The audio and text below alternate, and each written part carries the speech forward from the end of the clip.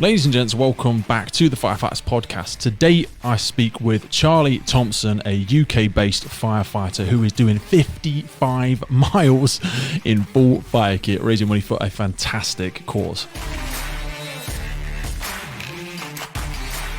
As a young guy, Charlie did a lot of traveling and went out and met a close friend of his, Henry Jennings, who sadly passed away at the beginning of this year as part of a road traffic collision. Charlie's got one hell of a physical background from his maritime experiences and his world of CrossFit. He is no stranger to pushing himself to the limits, and he's come up with an awesome idea, having recently joined the operational fire service, to utilize his hungry mindset to push himself to the limit for a really, really important cause. It's a pleasure to have Charlie on the show and be able to support this great cause as part of the Firefighters Podcast. Once again, we are sponsored by the wonderful William Wood watches. These are made from 100% recycled fire service equipment, once forgotten, now reborn. Each one of their watches contains a piece of history. William Wood was the name of the owner's late grandfather, and he served in the British Fire Service for over 25 years, winning commendations for his acts of bravery. Head over to WilliamWoodWatches.com and check out their beautiful collection right now. Use code FFP5 and grab yourself a discount at WilliamWoodWatches.com. On today's episode, we welcome PBI Performance Products. PBI products are protection without compromise. Now, PBI fabrics have been renowned for their unique combination of flame resistance, durability, and comfort. I have worn PBI products since starting my career 13 years now, and they are the very first choice in protection for pretty much every extreme condition, from NASA astronauts to emergency responders, the military, Formula One. They have created a legacy of protection that is recognized all over the world. We are so privileged to have them as a sponsor on the podcast. We're also incredibly proud to welcome a new sponsor to the podcast, Blue Light Card. That's right, you know who they are. Blue Light Card provides those in the NHS, emergency services, social care sector, and armed forces with discounts online and in-store. Now, I've been aware of these for many, many years, but it wasn't until I spoke to some of the other members of the team, Rachel and Sarah, when I really understood how much these guys give back to the communities. They really are going above and beyond to support those heroes within our communities. With online discounts, high street discounts, they've got the free app, and they've got such a massive range of national retailers, local businesses, including holidays, cars, days out, fashion, gifts, insurance, phones, and so much more. You can follow the link below and head over to Blue Light Card and register for one today. Start accessing their thousands of discounts. It's so important that we remember what our emergency responders do, and this is a company that really has found a unique way to recognize and reward those people by going above and beyond themselves and showing how much we appreciate what they do. So proud to be welcoming Blue Light Card as a sponsor. They are here for you because you have been here for all of us. Through the good times, through the bad times, through the pandemic, out on the front line, kicking ass, taking names, and keeping everybody safe and sound. So head over to bluelightcard.co.uk and register today and become part of that community. So let's jump in there and speak with Charlie about this incredible challenge that he is going to put himself up to the test. I always love speaking to somebody that's going after some crazy mixed up challenge that to some people just seems so ridiculous. It's great to share this chat with Charlie today, and I know you're going to enjoy it as well. So let's jump in there with Charlie, and I will see you on the other side.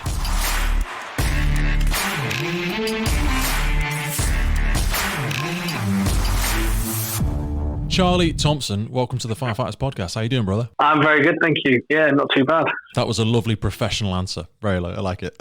We're off to it. Now, Charlie, you are an operational firefighter in the UK, and whilst I would love to put myself in the same bracket as you, you are definitely a bit of a physical beast as well. And sort of our conversation came about today because I learnt of a fellow freak within the fire service going after a bit of a physical challenge, which is not a rare thing because there's a few of us out there. But what really touched me was the whole kind of why behind what you're doing. So for the benefit of the listeners, why are you on the podcast today, and tell us all about this challenge? So the reason why I've come up with this challenge, I mean, it's not as such, I've created it because I wanted to, obviously being in this lockdown situation, it's hard to sort of physically and mentally challenge yourself without obviously going to the gym or doing this, that and the other. Totally agree. So, I've found that the hardest part, and I feel very blessed that I've sort of created a gym for myself, accumulating kit over the past decade, and I've gotten really lucky. But I know, even for myself, it's been bloody challenging. Yeah, completely. I mean, you can't just now go into a place and have all the set kit there. I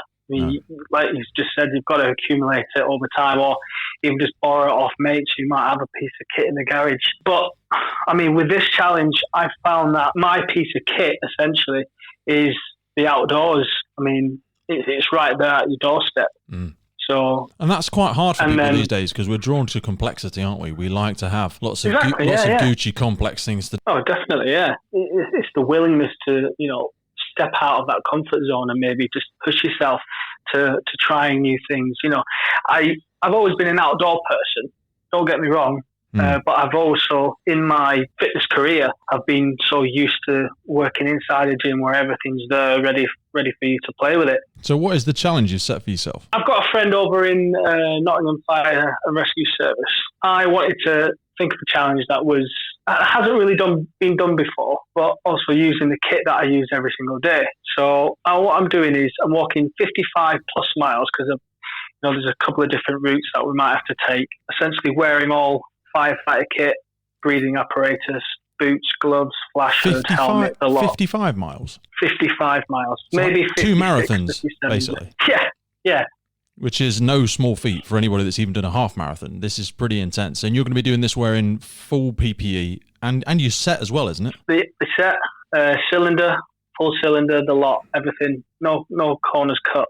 So what's that weighing in at? That's I remember doing some of the stair climbs. It's like an extra 21, 22 kilos, isn't it? Something like that. Yeah, well, with a full charged cylinder, it's around 22 kilos. Which is nearly 4 stone. You've got to think about. Correct, yeah. That's a hell of a lot. That's like carrying a child for 2 marathons. It's like carrying 2 of me. Basically. I'm not a big lad, but I might weigh a bit after joining the fire service. So when did you first join the fire service? So I joined January 2019. That's when my training course started. So I'm literally now coming to the end of my probation, as you like. Wow. So you're literally just in the end of your probation and you're already trying to go into what is quite an intimidating challenge, both in terms of physical fitness, but like I say, you've only been wearing the kit for a couple of years. So what inspired you to do a challenge like this? I've always been one for just coming up with daft ideas. I like the endurance side of things. I've always been brought up with, the mindset of rather than, doing things in halves and quarters, I want to do the whole thing. So I did a marathon about 8 years ago for the first time. Yeah, it hurt. And you're going to hit those boundaries and hit those walls. But that's what I like. That's what drives me because that's where I see my limits. Yeah. If I don't see my limits, then I think, well, I haven't pushed myself hard enough. And how far can I go? Yeah, I actually feel quite a lot of stress and discomfort with not getting pushed to those limits. And it's hard to continually try and think things up to do it. I often just get really bored and just set myself a challenge of like 200 burpees, which is rubbish and sucks. Do you know what I mean? But it's my way of seeking discomfort. It was one of the first reasons I started getting in ice baths every single day because I wanted something that was really going to push me. And I find that a seriously uncomfortable experience every time I do it. Definitely. I haven't tried the ice bath yet, but I will. When the restrictions lift, you are going to have to come over, and we will film it and dunk you in 0 degrees. And I'll tell you what, mate, the adrenaline that surges and the cortisol and the adrenaline, norepinephrine that pumps through the system is, we know about the old fight or flight instinct, but it really takes that to right to the forefront of your mind because you don't belong in an environment like that, and you become acutely aware of the fact that if you stay in there too long, the body ain't going to survive. Yeah, the whole Wim Hof. Wim Hof, baby. Regime. Dude's my hero. Love him. So 55 miles is the target. When are you going to be carrying this challenge out? So it's going to be going on the 14th of June, starting at the furthest north fire station in Nottinghamshire. So I think it's Haworth Fire Station. And then it's going to go right across to the furthest south Manchester fire station, which will be Cheadle. That's where it's going to finish. Crikey. So have you got like a support crew that's going to join you? Because you imagine you're going to be walking the streets predominantly. Yeah, it's going to be road routed. Yeah. Purely because I think it is important that we do have that support van or support vehicle, however many there might be. As soon as you start going off route onto a footpath, something can go wrong, and you've got no support there. Are you going to try and do it in a while then, or will there be any rest during it? Yeah, my aim is to do it around the 18-hour mark. So the goal is to do it in 24 hours. You're just going to do it? Oh, mate, I love Yeah, that. completely. I absolutely love that. So that's the aim. That's the goal. Whether it plays out like that, I'll leave it in the when we hands of set God. these things up, when we're sat in the lounge with a brew and something like that, and we think, you know what? Yeah, I think 24 hours is a nice little round mark, and we don't envisage the rain and the turmoil. But secretly, that sadistic side of us is also hoping that the challenges do come up, because I know, whilst you're seeking the challenge, you know what you're capable of as well, and you know that in perfect conditions you're going to nail this. Otherwise, I know you wouldn't be putting your name to it. But there will no doubt be some challenges that crop up along the route. Exactly. But I think the one thing that's pushing it on is the whole reason why I'm doing it. There's always got to be a reason why. You don't just go out and do it for no reason. No. And you've leveraged a serious why behind making yourself do a challenge like this. Earlier on this year, we lost a good family friend. His name was Henry Jennings. He was his mum and dad are best mates with my dad. And, they've sort of grown up over the years in the work industry. They work in the oil industry. So I met Henry, I'd say, just before Christmas 2014 over in Brisbane. I finished my maritime security career then.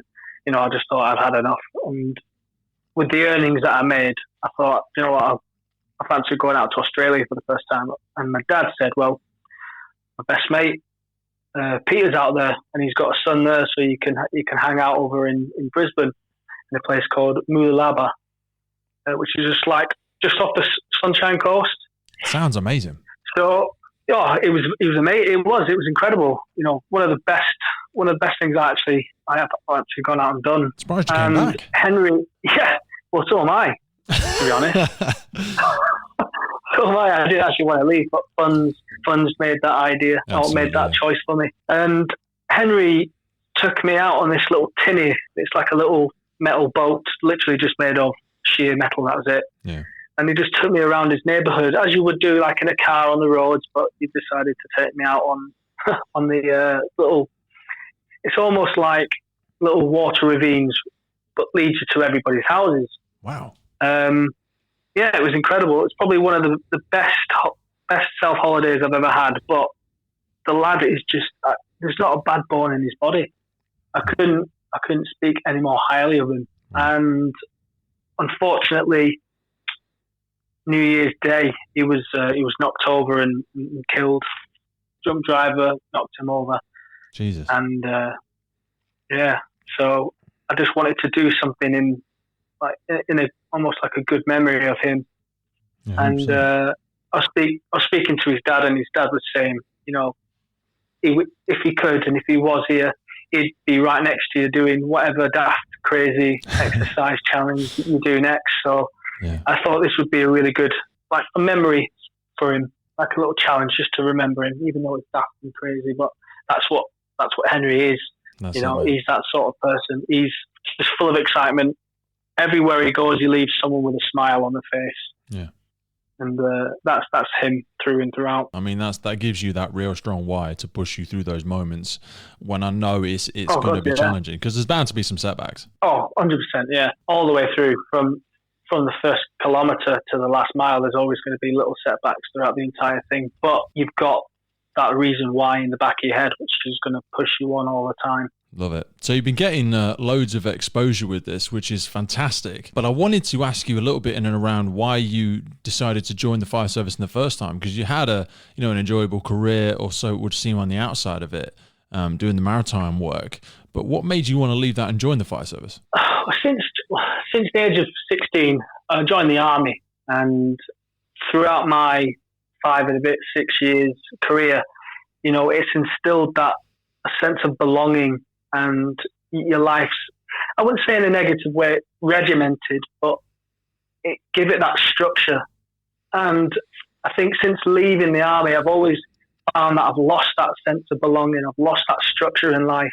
I was going from one place to another career-wise. Maritime-wise, it gave it a bit back because you worked with those like-minded people.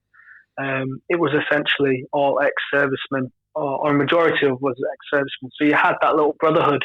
Yeah. Also, or what you could call it, behind you. But I think joining the fire service sort of give that back. You're working with again, like-minded people.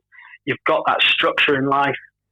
Everything's not so set out, but you've got this. Yeah, it's in the middle ground somewhere, isn't it? Because you have that purpose as well. You've got a reason to get up in the morning, and that what you're doing makes a real difference. But there's also the aspects of family and brother and sisterhood and stuff like that, because you get the opportunity to go into some sometimes quite harrowing situations with people that have they've got your back and they've gone through similar training, and it's a really lovely in between ground. And I know it attracts a lot of ex-service personnel. Yeah, definitely. I mean, you could be on a job with someone who's had 5 days in the job, or 10 years, 20 years, however long, and you've all done the same thing. You're all in the same situation, but essentially you're all going for that, that same goal, which is to help other people. Yeah. So that's what's really drawn me to the fire service more than any other service out there.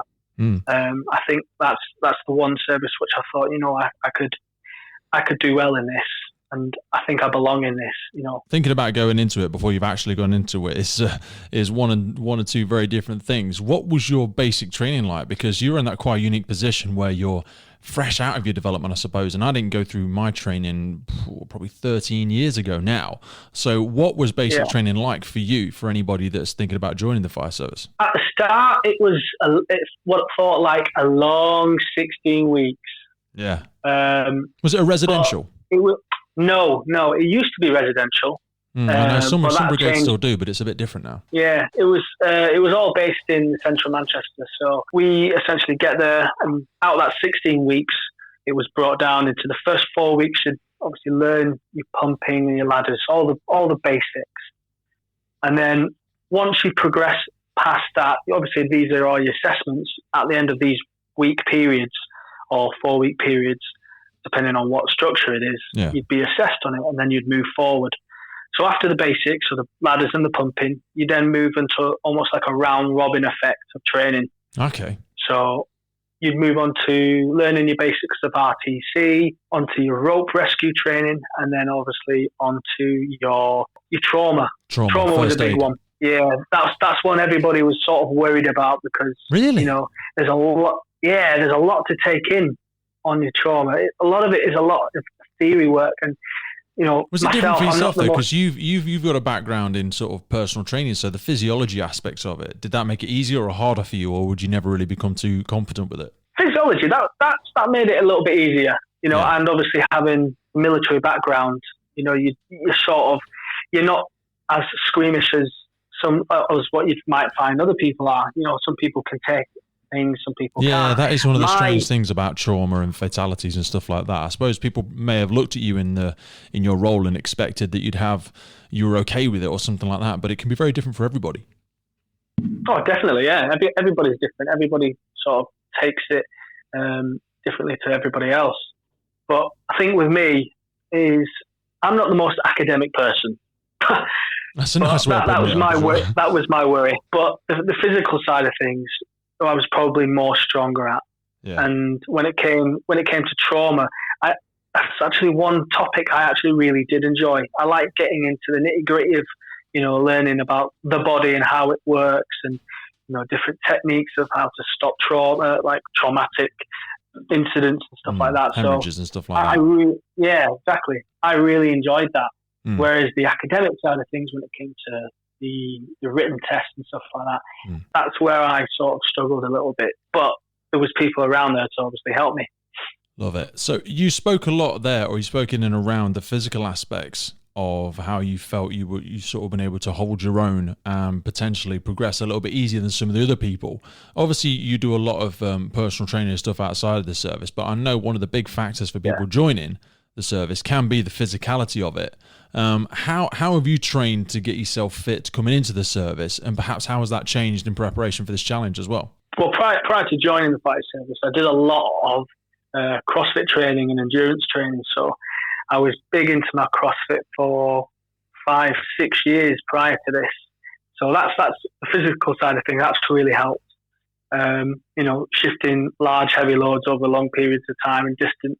Yeah. But did you ever do any competitive aspects with it? I did more local competitive competitions. So like things like over in Manchester, you had the Train Games, which obviously they put together, I think it was an actual box over in Manchester. They run quite a large competition out there where lots of other boxes from around the country or gyms from around the country got to compete against each other. But you had 3 categories of difficulty. So obviously, if you were a novice to the whole thing, you were against like-minded athletes. If you were really high up in the game, you were amongst those that have trained to that level. So you were never really competing, if you were a novice, against the strongest person in Britain.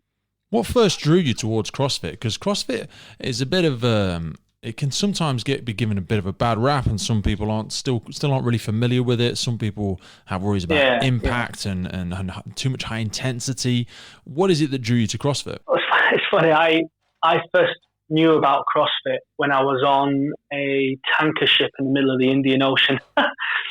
Somebody had it saved on the laptop, and they said, "Oh, have a look at this." So I looked at it, and I think I was watching one of I think it was like CrossFit Games 2000. Yeah. Have you read his biography? I've not read his audio, but no, I've seen a few of the videos. It's really interesting listen. But at the time, I'll definitely have to have a lesson on it. Oh, mate, he's but awesome. at that time, I looked at it and thought, this is a bit mad. So I backed off on it a little bit, and then the lads were like, right, well, let's just write one of these workouts down that we've got, one of the benchmark workouts. Yeah. And using whatever pieces of equipment that were around. So, for instance, my box jumps were where we tied the rope off on the ships. The big steel barrels on the side of the ships where you have to oaring barrels. My box jumps were on top of that. My pull-ups were on exhaust pipes hanging from the underneath the stairways. Some of the squat jumps I'll be going twice as high because the ship's rocking and waving. Yeah, talk about doing it in a precarious environment, crikey. Exactly. But I learned to quite enjoy it because it pushed me to levels where, I hadn't sort of been before in those training environments. So when I come back, I was quite keen on learning a bit more about CrossFit. I found our local CrossFit box over when I used to live in Bolton, and then it just sort of went from there. And funny enough, that's where I actually met my wife. Bonus all round, baby. That's it, yeah. So she was quite a high-end CrossFit athlete. She was at the pinnacle for around the UK, but she was also a sports injury therapist. So wow. I actually properly met her when I injured my wrist doing CrossFit stuff. Okay. She clearly said you're just doing it wrong. Yeah, exactly. So I went to the local CrossFit box where she worked. She was actually working out of to do the therapy stuff. And I met her there, but I also was a CrossFit judge. I did a judging course online and did quite a lot of the competitions, not essentially as an athlete at the time, but more as a judge as well, because I enjoyed the judging element to it as well. I got to meet her, and I think the relationship just blossomed after that. Awesome. So you guys have obviously had fitness as a big part of your life, but sort of as we alluded to earlier, some people coming into the service really struggle with that aspect of fitness. And you guys, you've just opened up a new gym as well, haven't you? Yeah. So my wife and her 2 business partners have gone in, and it was a tricky time thinking about opening up a gym, but it fell at the right time, if you know what I mean. Yeah. So the previous owner, he, was looking to get rid of the gym, and somebody mentioned it to my wife, and she thought, you know what, let's just go for it. They got the premises, all the kit involved and included as well. So we just went for it, and we're in the middle of refurbishing it now, and it's going to be called PT for You Training. So that's incredible, mate. I know we'll drop the link in the thing below, but I saw some of the stuff, and obviously I've been seeing your training, and it looks like you've picked a wonderful time to do it because, the limitations and the restrictions of this crazy COVIDian time that we're in at the minute look as though they're starting to lift, and people will be hungry to get back there after it. Oh, definitely. I think it's going to be like a January event where it's just going to be a mass influx of people. It's going to be crazy. The gyms will absolutely be full. So coming back to the different training aspects that you've sort of experimented with in the past, what have been the things that you felt have served you best in your basic training and stuff like that to be able to allow you to continue to lift and shift the kit every single day, and also obviously with the breathing apparatus aspects as well? I train a lot with the wife anyway, so we train 5-6 days a week, And it is around the whole, the CrossFit training where we're lifting, doing lots of weightlifting. We'll do loads of cardio classes. I love my endurance work. I like to shove a burger on my back and just go off for a few hours and come back. And I think that really does resonate with the work that we do in the fire service. We're constantly picking up kit, shifting it around. If we're on a fire job, then, we've got the BA set on the back. You've got to get used to that weight on your shoulders and on your hips. 100%. So it's all about adapting to your surroundings. So if you can pick up a piece of kit and make use of it, then just do it, because that's essentially what you're going to be doing in your work anyway. 100%. I mean, have you competed in any of the British Firefighter Challenge aspects or any of those things? No, I've not. I've not personally, no. Mate, you need to be getting yourself into it this year. Yeah, well, I've not really looked into it up until I was told about it by one of the lads over in Salford. Him and the lad has competed in it. And mate, I think you would be an absolute beast for it. I think people wouldn't know what they were unlocking, because anybody that's competed in CrossFit or that has a good understanding of it usually has a fairly strong base level of fitness. So I think you'd be awesome at it. Yeah. I'm not shying away from it. I'll definitely give it a go. Yeah, I'm not writing it off. That's me not saying no. But I know from conversations we've had previous to this, a big part of what you do, both physically and in your career and also mentally, is trying to seek that, we spoke about seeking discomfort, but also seeking that personal development. If you could speak around what that means to you in terms of developing yourself, not just through your basic training, but even beyond that. Well, it's when I talked about constantly adapting these to surroundings. Every day is a learning day. You're never going to have the same day over and over again. You turn up, and then when the bell goes, you don't know where or what you're turning up to. It could be a little job. It could be like one of the biggest jobs you've had. But essentially, it's going to be a completely different job, isn't it? So, and that's why it's important that you constantly learn on station, so that when you do turn up to that job, you're ready for it, and you know exactly what you do, where you need to be, what pieces of kit you need to rip off the truck and bring to that actual incident. Quite like the aspect of learning on station, not just with my own station. When you get detachments out to other stations, because you see how they work, see what ideas they bring, you can adapt that and bring that into your toolbox, as you say, and adapt it. That's what I love about the job, is constantly learning every day on the job, on training, with new people, new surroundings.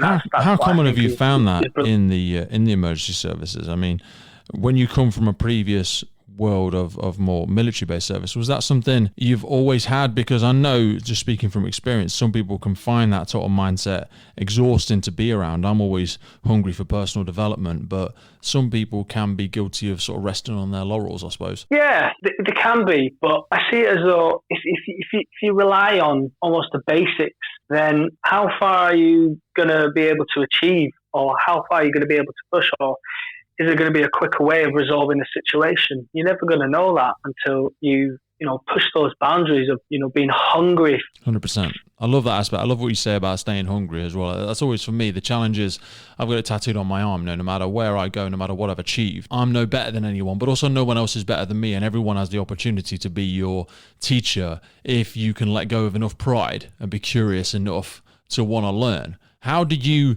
maintain that curiosity for learning? Well, I just don't think you're never going to be in a situation where you know everything. Absolutely, especially in this job. That's one thing, and it's not just a job for me. It's a passion. It's a love. If you love what you do, you'll never work a day in your life. So, I think that's so much the case. But so few people are able to plug into that, because even with the job that you're passionate about, you're still going to have the challenging days. I mean, I've been in the fire service 13 years now. I absolutely love it, but you still have those tough days as well. Exactly. Yeah, you're always going to have those tough days. It's being able to make yourself accountable for it, have that resilience to recover quicker and resolve those difficult situations, but also being able to rely on the people around you for support. Yes. Because that's what essentially you've got in the fire service. That's that brotherhood. You've got your brothers and sisters around there to pick you up when you think you can't do it yourself. And that's what the beauty about being in the fire service is, or any service. You've got that family bond between you. Absolutely. Could not agree with you more. So looking ahead to this challenge, when is it happening? What date is it happening? 14th of June. Crikey, so you've still got a bit of time to head in for it yet. What does training look like for you between now and then? So what I've been doing is I've been whacking a bergen on my back, and if I'm on station during the days, I'll just hit the treadmill for about 45, 60 minutes, whatever, and progressively build up that weight. Now what I try and do is I aim for a heavier weight than what I'm carrying, so that when it comes to the day, obviously it's going to feel a little bit lighter, a little bit easier. Train hard, win easy. Exactly. And then I'll sort of taper off maybe a couple of weeks prior to it, come back down, maybe off the weight completely, and just spend a little bit longer on my days off, possibly walking, a couple of hours maybe, lots and lots of stretching and mobility work. That's one thing that you've got to make sure that you've got it. That's less and less common these days, though. Do you know what I mean? One of the first things I always talk to clients about is mobility and functional movement and the range of movement around a lot of joints, and also postural issues. Did you start focusing back in, or have you always focused on range of movement and flexibility? Oh, mate, don't get me started with stretch and mobility. I never really took much advantage of that, only up until recently, to be honest. I was like, let's just go in hard and fast, and let's just get this workout done and smashed. And then once it was finished, I was like, right, okay, brilliant, let's go. I never really took the time to really think about the mobility side of it or the recovery side of it, because that's essentially, where you see your gains is in the rest and recovery. Oh, 100%. I'm terrible at it. I really am. I'm good at stretching. I stretch every single day now, but I find I use fitness as a bit of a mental crutch, to be honest. So I find it hard to go a day without making something hurt. Yeah, I completely agree. If I haven't done, if I'm not thinking of some daft, weird challenge that's going to push me to my absolute limit, then I feel that there's something wrong. That's just my mentality. That's how I see myself. Going, well, to the day I die. That's what I constantly want to do. I want to see my limit. If you don't see your limits, then what's the point? Let's say adversity introduces a person to themselves, and you don't really know who you are until you've brought yourself to that limit. 100%. Yeah, I couldn't agree more with you on that. That's what essentially I think you're on this planet to do, is find yourself. You can go here for a 9 to 5 and just plod along, and on your days off you just do nothing. What are you achieving? Until you push yourself to the ultimate limit, I don't think I've achieved. I might see failures across the way, but I see those failures as steps of improving myself to make a better me. 100%. You found out what doesn't work. Do you know what I mean? Each one was an opportunity to see what doesn't work, and it's a demonstration that you're trying. It's a demonstration that you have gotten close to your capacity. And otherwise, if you just nail everything, you just walk around smashing every single workout and every single challenge. All that means to me personally is that you have you've misinterpreted your limitations, because realistically you can't be anywhere near them yet. Exactly. Yeah. If a challenge is way too easy, then it's not a challenge. Absolutely. It's just something it's just an obstacle that's in the way. But failure is just as important as success, I think. Oh, mate, 100%. I try and fail at least once a week if I can. Your reach should always exceed your grasp. Do you know what I mean? I go for so many things that are just slightly beyond me at this point in time. And I think the hardest thing that a lot of people find with that, and I used to find it as well, is that every time you do that, you have to sacrifice a little bit of pride sometimes. But we envy children because they are so uniquely curious about life. But that's also how they become such quick learners. And they become so successful and fulfilled and happy, because they've just let go of a lot of those inhibitions and they're just going for it. Exactly. I couldn't agree with you more on that. I'd say one of my biggest failures, and it's something I'm trying to work on now and get ready to do again. Back in 2014, I thought, do you know what? I do loads of CrossFit. I do loads of running. I can go out and smash an Ironman. And an Ironman was coming up that year. So I joined 2 weeks before the start of the Ironman. So I didn't bother doing any of the training, which was obviously what you should have really been focusing on, because it takes a good 6 months to a year, I think, to train up for an Ironman. I got as far as the first lap, the end of the first lap of the cycle. After the swim, I thought, yeah, not bad swim. Got onto the bike, boom. Oh, I was a goner. And I didn't finish that. Yeah, I didn't finish it. I came a couple of minutes or about a minute under the time for the second lap, and they stopped it. It's devastating. 2 weeks I think 2 weeks after that, I sold all my kit because I was that ashamed of myself. But it gives me that drive to push on and train even harder. Now I've got my kit back again, and I've got that hunger to go out and crack an Ironman out. But I'm thinking outside the box as well. I don't just want to do an Ironman. I want to try a Norseman, which is like an Ironman, but over in Norway, where you, essentially rather than running into a lake, you're jumping off the back of a car ferry in a lake in somewhere in Norway. I would love to do that. But it's those failing moments that make you want to do more. Not just achieve what you wanted to achieve at the time. It's all about how you choose to see it, though, isn't it? It's all about about perception.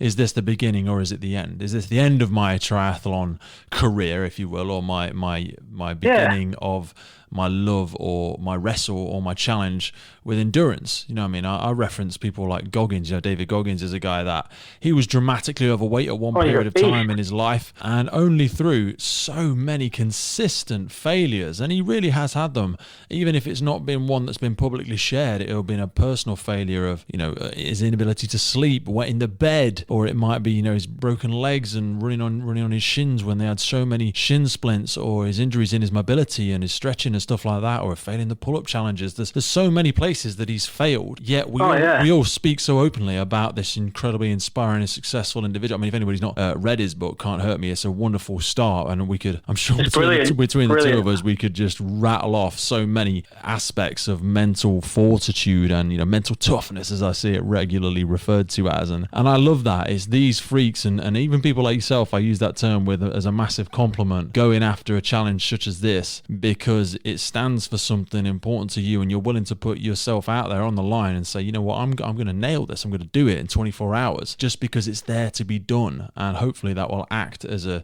trigger of inspiration to keep that going. Well, massively. I mean, I find that a lot of people are too afraid to go up against failures.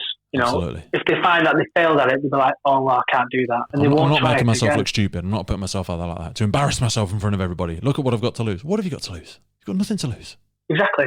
You've got nothing to lose. You've only got everything to gain. 100%. If you fail at something, if you fail at it, it should give you that massive hunger just to go and smash it. That's the reason why you should do it, because you failed at it. Go and try it again. Failure should provoke curiosity. I see failure as the father of, it can be the father of many things. It can be the father of curiosity, of innovation, resourcefulness, or it can be another nail in the coffin of an unfulfilled life who's going to live so smack bang in the middle of their comfort zone, numb to the opportunities around them, because all they see them is as opportunities to fail versus opportunities to grow. Exactly, and you're never gonna grow unless you push yourself to those limits again. You'll just stay at the same line. Absolutely, and brother. That's just not good enough for me. So for people that want to see you go and smash this, as I know you will anyway, if I were a betting man, I'd be banging some serious money on this. How can they support your event, and how can they support this great thing that you're doing? A little bit closer to the time, I will be posting out a route and for everybody to see, but the website on Facebook and everything, the local Brigade websites as well, and the intranet, that's all out. The actual charity I'm doing it for, the Firefighters charity, they are trying to get in touch with all the fire stations that are along the route that I'm doing to come out and get some support in. Obviously, with times right now at a social distance, but there is links out there for the charity. There's links out there for Henry's charity, because parents are posting out a charity themselves. Absolutely. We'll drop all of that in the notes for the episode. Definitely, as well. Yeah. There's a few people from lots of different stations that are going to come and join us for a couple of miles along the way. So whether it be in a car or on a bike or just running or walking next to me, definitely not running. I was going to say they can run all they like, but they're going to expectation of 55 miles. Are you going to be doing it in your fire service boots? Because I'm not sure how your feet are going to manage that. Yes. Now that's the biggie for me. The whole reason why I'm doing it in the boots, obviously I don't want to be cutting any corners. I'm not saying that people are cutting corners doing it previously, because it's a feat in itself just doing that distance. But for me, I contacted Guinness World Records to apply for this challenge, as it's not been done before at this distance in full kit, and that's including firefighting boots. So this will be the first time it's been done with cylinder, breathing apparatus, helmet, flash hood, full kit. That's inner and outer tunic, wet legs, fire boots. So potentially, once completed, this will be able to get you in the record books. Is that right? Yeah, exactly. Wow. That's awesome. That's the aim. It's not the big achievement. It's like a bonus. It's a bonus for the challenge.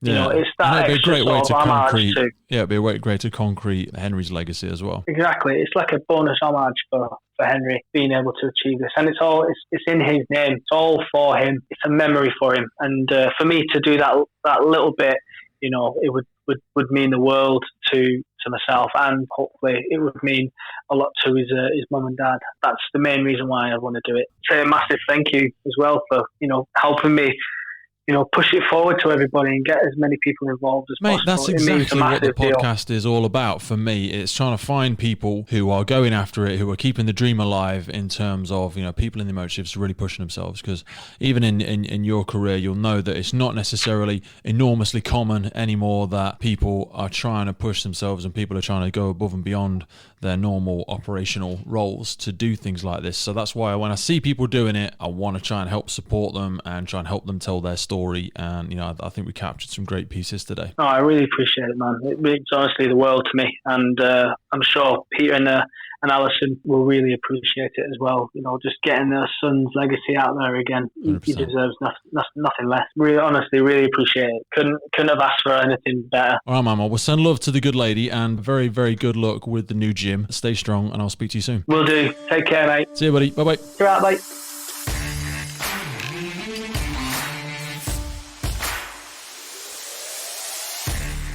That was my chat with Charlie Thompson. Really inspiring dude, new into the emergency services with a cool maritime background and a real desire for personal development. I love what Charlie said about failure and about pushing himself to the limit, having that desire to find a way to truly carve his potential out. I have absolute faith that Charlie is going to smash this challenge as he rolls up to it towards June this year. Gives us so much time and opportunity to contribute to this great cause. We're going to drop the links below for Charlie himself for you to share and support this fantastic work. And I know a little closer to the time they're going to be looking to start raising money, and you can already connect with Henry's charity, obviously what Charlie is doing this in the name of, and also the Firefighters charity based right here in the UK. A big thanks to Charlie for coming on and taking time out of his day to share the story of Henry and the big challenge that he's undertaking. And also a massive thank you to yourself for taking time out of your busy day. Be here with us to share in Henry's story, to share in Charlie's challenge, and to support emergency services personnel all over the world. I really do not take your time for granted, so thank you so much for coming back, and I look forward to introducing my next guest again real soon right here on the Firefighters Podcast.